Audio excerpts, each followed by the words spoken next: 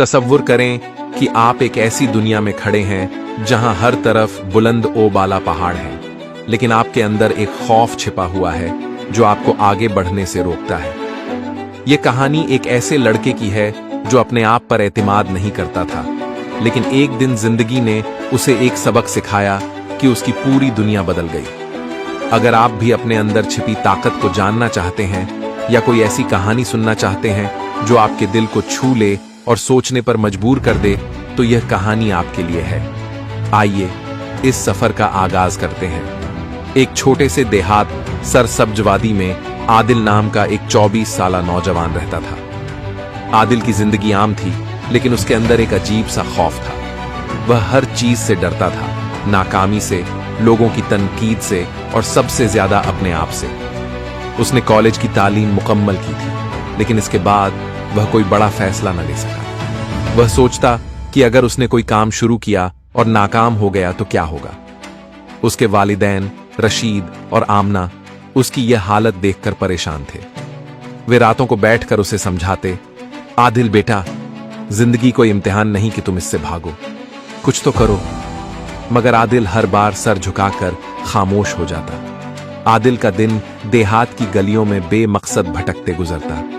कभी वह अपने दोस्तों कामरान और जैन के साथ देहात के छोटे से चौपाल पर बैठकर गपशप लगाता, कभी घर के सहन में बैठकर आसमान को ताकता रहता। उसकी ये आदतें उसे आहिस्ता आहिस्ता अंदर से खोखला कर रही थीं। उसका चेहरा जर्द पड़ गया, आंखों में चमक खत्म हो गई और वह हर वक्त अपने आप को दूसरों से कमतर समझता। एक दिन कामरान ने मजाक में कहा, आदिल, तू तो बस इस चौपाल का दीवाना बनकर रह गया, कभी कुछ बड़ा सोचता क्यों नहीं? आदिल को यह बात चुभी, लेकिन उसने खामोशी से नजरें झुका ली। एक सुबह जब सूरज हरियाली छोटी के पीछे से निकल रहा था और देहात में सुबह की रौनक शुरू हुई, आदिल ने सोचा कि आज वह नदी के किनारे चहलकदमी करेगा। वह चलता चलता देहात से दूर एक पुराने संगी मंदिर तक जा पहुंचा। वहां का माहौल सुकून बख्श था। बुलंद दरख्तों की छांव, नदी के पानी की हल्की सी आवाज और हवा में फूलों की महक। मंदिर के करीब एक बड़ा पीपल का दरख्त था, जिसके नीचे एक बुजुर्ग साधु बैठे थे। उनके बाल सफेद, चेहरा सुकून से भरा और आंखों में गहराई थी।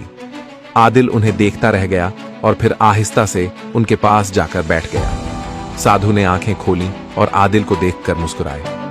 उनकी आवाज में मोहब्बत थी जब उन्होंने कहा, बेटा, तुम्हारे चेहरे पर उदासी क्यों है? क्या तुम अपने आप से खौफजदा हो? आदिल ने अपना सारा दर्द उनके सामने रख दिया। बाबा, मैं कुछ नहीं कर पाता। मुझे लगता है कि मैं हर चीज में नाकाम हो जाऊंगा। मेरा खुद पर एतमाद ही नहीं। साधु ने उसे गौर से देखा और बोले, बेटा, आत्म एतमाद वह रोशनी है जो तुम्हारे अंदर छिपी है, लेकिन तुम उसे देखने से डरते हो। मैं तुम्हें कुछ उसूल बताता हूं, इन पर अमल करो, तुम्हारी जिंदगी बदल जाएगी। साधु ने कहा, पहला उसूल, अपने खौफ को पहचानो। जिस चीज से तुम डरते हो वही तुम्हारा सबसे बड़ा दुश्मन है। उसे सामने लाओ और उससे लड़ो। आदिल ने सोचा कि वह हमेशा नाकामी से भागता रहा, लेकिन शायद अब वक्त है उसका सामना करने का। दूसरा उसूल था, छोटे कदम उठाओ, बड़ी कामयाबी एक दिन में नहीं मिलती। साधु ने एक कहानी सुनाई। एक लकड़हारा था जो बड़े दरख्त काटने से डरता था। उसने छोटे दरख्तों से शुरुआत की और आहिस्ता आहिस्ता माहिर बन गया। तीसरा उसूल, अपनी ताकत को जानो। हर इंसान में कोई ना कोई खूबी होती है, अपनी तलाश करो। आदिल ने सोचा कि वह तालीम में अच्छा था, शायद उसे इसका इस्तेमाल करना चाहिए। चौथा उसूल, दूसरों से मुकाबला मत करो। तुम्हारी दौड़ तुम्हारे अपने रास्ते पर है। साधु ने कहा, एक परिंदा दूसरे से मुकाबला नहीं करता, वह अपनी उड़ान से खुश रहता है। पांचवा उसूल, नाकामी से मत डरो। यह तुम्हारी सीढ़ी है जो तुम्हें ऊपर ले जाएगी। उन्होंने एक वाकया सुनाया। एक किसान की फसल बार बार खराब हुई, लेकिन उसने हिम्मत नहीं हारी। आखिरकार उसने ऐसी फसल उगाई कि सब हैरान रह गए। छठा उसूल, अपने आप पर यकीन करो।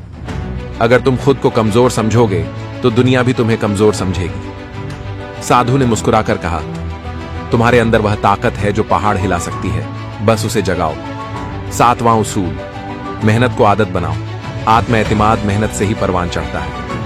8वां, सब्र करो, कामयाबी वक्त मांगती है। 9वां, दूसरों की मदद करो, जब तुम दूसरों को उठाओगे तुम खुद भी बुलंद होगे। और 10वां, हिम्मत मत हारो, जो गिरकर उठता है वही जीतता है। आदिल के दिल में एक अजीब सी रोशनी जगी। उसने फैसला किया कि वह इन उसूलों पर अमल करेगा। वह घर वापस आया और अगले दिन से उसने एक छोटी सी दुकान खोलने का मंसूबा बनाया। पहले दिन तो कोई ग्राहक नहीं आया, लेकिन उसने हिम्मत नहीं हारी। वह रोज मेहनत करता, अपनी गलतियों से सीखता और आहिस्ता आहिस्ता उसकी दुकान चल पड़ी। लोग उसकी मेहनत और लगन की बातें करने लगे। एक दिन उसके वालिद ने कहा, आदिल, मुझे तुम पर फख्र है।